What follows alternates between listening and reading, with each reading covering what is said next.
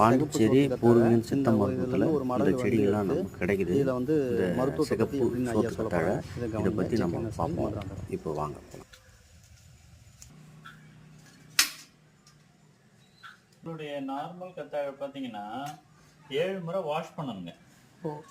இல்லைன்னா பார்த்தீங்கன்னா உங்களுக்கு அதை சாப்பிடவே முடியாது.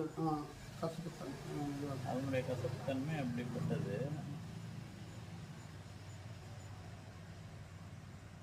வாஷ் பண்ணுங்க. எதுவுமே உள்ள வாஷ் பண்ணல, நீங்க அப்படியே சாப்பிட்டு பாருங்க.